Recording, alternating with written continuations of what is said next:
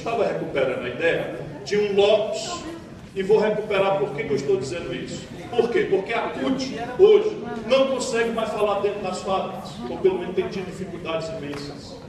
Por quê? Porque a UNE não consegue mais fazer o veio de transmissão, de fazer o movimento estudantil, o seu movimento de massas, que saia das universidades e entre, inclusive, na sociedade plural brasileira, como entrou, como entra, e entrará de novo, por sua natural força moral e intelectual, de novo. Então, esse Lopes de vocês é um dos últimos, o lugar onde a gente pode, pelo menos, discutir essas coisas.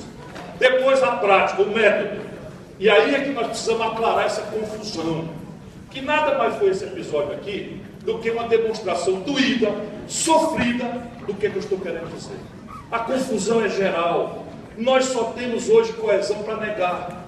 Nós não conseguimos afirmar absolutamente nada em relação ao futuro do Brasil, a não ser replicar slogans superficiais que em nada consultam a real complexidade e a mesma confiança da maioria do povo trabalhador brasileiro. Escutem, pelo amor de Deus, quem precisa concordar comigo. É um método que eu estou propondo. E aí eu andei pensando o que é que a gente poderia repartir hoje aqui. Na minha mente, há 3 questões que nós precisamos com urgência aclarar, em relação a coisas que no concreto estão desmontando a nossa sorte como nação para o futuro. Primeiro, a questão nacional. Nós temos clareza, por exemplo, alguns de nós, em relação ao petróleo. Nós temos clarezas, alguns de nós, em relação a modelagens disso e daquilo, mas nós não temos clareza, porque especialmente a geração de vocês, foi criada toda em cima de uma esmagadora onda de propaganda ideológica, em que a gente até se liberta dela pela literatura, mas não se livra do nexo real dela, por exemplo, que discrimina a nossa felicidade para referir ao consumismo. E vou tentar conversar com vocês mais claramente como velho militante da luta. A nossa geração, minha Marcos Eduardo, a gente se felicitava na luta, a gente se felicitava no amor romântico, a gente se felicitava na seresta, na boemia. A geração de vocês, a nossa geração mais jovem, e nossa também não escapa, é esmagadoramente induzida a referir sua felicidade, inconscientemente, à busca ansiosa por um padrão de consumo, cuja capacidade de gerar, de produzir, nós brasileiros não temos. Esse bom, bonito e barato, que é símbolo do êxito social, que é o celular de última geração, que é o material da fibra que não amassa, da roupa, que é, enfim, o tênis de última moda, que é, enfim, esses conjuntos de coisas, é esmagadoramente referida a ser a busca ansiosa de felicidade, é a causa central da frustração e por onde o Brasil cai na questão grave da desnacionalização. E a solução para isso não é o trivial nacionalismo da década de 50. Porque no passado, na década de 50, era perfeitamente possível, pela lentidão com que as tecnologias se superavam, pela paciência com que as novidades tecnológicas se sucediam, 10 anos, 15 anos, o Brasil alimentou e conseguiu sair de uma produção de monocultura de cana-de-açúcar lá para cima e de café aqui para baixo, para ser a 15ª economia industrial do mundo. E isto foi possível num cenário em que os capitais externos eram absolutamente baratos e de longuíssimo prazo. Isto e mais a tecnologia mudaram de uma forma tão radical que nosso desafio de pensar a inserção do Brasil no mundo é 10.000 vezes mais complexo e sofisticado do que jamais foi em tempo algum da história do país e do globo terrestre. A questão nacional no Brasil tem a ver, inclusive, mais remotamente com o que está acontecendo na prática, que a gente entende mais simplesmente. Um dos vetores centrais do golpe é uma lei que nós fizemos, que é a lei de partilha, dando à Petrobras 30% de reserva obrigatória, portanto, obrigando os outros 70% do capital estrangeiro possa ter a se associar com a Petrobras, e aí um pouco conteúdo nacional na pesquisa de petróleo e gás, que tem difusão para 1000 outros setores da economia brasileira, num lugar onde o Brasil tem hoje um retardo extenso de tecnologia que já nos custa mais de 10 bilhões de dólares ao ano. Pois bem, uma das razões é que nós fizemos uma lei que excluiu as 7 irmãs do petróleo da exploração direta do pré-sal do Brasil. Ninguém daqui do vídeo disse, eu estava lá, votei essa lei, ajudei a fazer, E me lembro que na nota taquigráfica pode ser recuperado, que eu falei que por muito menos disso o Mossadegh do Irã foi derrubado pelos norte-americanos, que era o primeiro-ministro do Irã, que fez uma coisa muito menor do que a que nós fizemos agora. E a questão nacional do petróleo, a gente entende, mas não é só nela. Deixa eu dizer para vocês, o buraco do Brasil hoje nas contas com o estrangeiro vai praticamente em todos os setores. O Brasil não tem uma plataforma nacional de indústria automobilística. O Brasil não tem uma plataforma nacional de eletroeletrônica. O Brasil não tem uma plataforma nacional de indústria farmacêutica. Sabe quanto é o buraco na conta externa do Brasil? Só em royalties da indústria farmacêutica, da indústria química fina, 5 bilhões de dólares. E o que quer dizer na prática e no concreto é que a gente não pode adoecer, porque as nossas comunicações, o modelo de defesa é inacreditável. O Brasil processa todas as suas comunicações militares, Eduardo. 13 anos depois da esquerda estarmos no governo, nós processamos as nossas comunicações militares por satélites norte-americanos. O GPS que guia os submarinos e os navios da Marinha Brasileira são guiados pelo GPS norte-americano.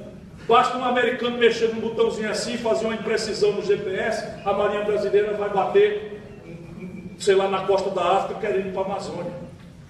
Isto são concretudes, para não esticar a conta muito mais do que já estiquei, desse primeiro ambiente metodológico que faz miudinha desse tamanhinho a nossa pequena divergência, que pode até ser grande em outro contexto.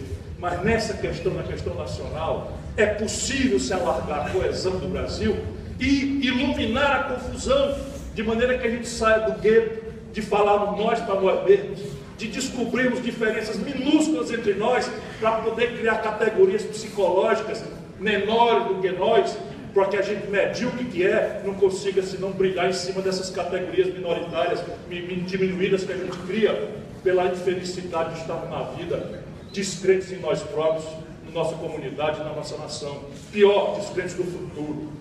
A segunda grande questão metodológica é a questão do desenvolvimento, ao lado da questão nacional. A esquerda precisa recelebrar a ideia de desenvolvimento no Brasil. Há um mito extraordinariamente poderoso de que desenvolvimento é assunto do mercado. Nunca houve prática disto na história da humanidade. Ou alguém aqui imagina a América do Norte, a maior potência imperialista do mundo, ser o que é pelo espontaneísmo individualista egoísta do mercado? Nunca foi. Vamos entender a América do Norte sem as compras governamentais a pretexto de defesa, a pretexto militar. Vamos entender a potência norte-americana sem as encomendas aeroespaciais que o governo faz. Vamos compreender a economia norte-americana sem o estipêndio aos institutos de pesquisa básica e a seus caminhos de extensão para a indústria privada. Não existe isso. Mas se não basta isso, vamos ver o experimento moderno. Que está escapando do colapso neoliberal dessas últimas 2 décadas? Não é a América nem a Europa que está morta. Quem está escapando é a Coreia do Sul, que não fez essa economia política estúpida. Quem está escapando exuberantemente é a China, que não fez essa economia estúpida. E aqui, de novo, há um ambiente para nós compreendermos e recelebrar consensos. Porque se a gente quiser apenas ter a virtude moral da negação, não precisa celebrar consenso. Mas se a gente não quer só ficar jogando pedra em tudo que está errado e amargar uma geração de inúteis, como nós estamos ameaçados a sermos, se nós deixarmos isso tudo prosperar para o nosso país, nós temos que nos dedicar a discutir um novo modelo de desenvolvimento para o Brasil. Eu advogo que é o Estado Nacional recuperado, saneado, restaurado na sua condição de financiamento, o que quer dizer uma batalha política depois da outra. Tem a ver com política industrial e de comércio exterior, tem a ver com uma política de relações internacionais completamente diferente desta que está tomando conta. Essa que está tomando conta vem com a tarefa de urgência, derrubar o Maduro na Venezuela e com uma tarefa de fundo, tirar o Brasil dos BRICS, desmontar a ideia de uma instituição rebelde a Bretton Woods, a Banco Mundial, a Fundo Monetário, capaz de financiar um experimento institucional novo para a humanidade, aqui no Brasil especialmente, mas em outros lugares do planeta, eliminando a ideia de um mundo unipolar, assentado na violência, na negação do direito e na prepotência de um único lugar do planeta.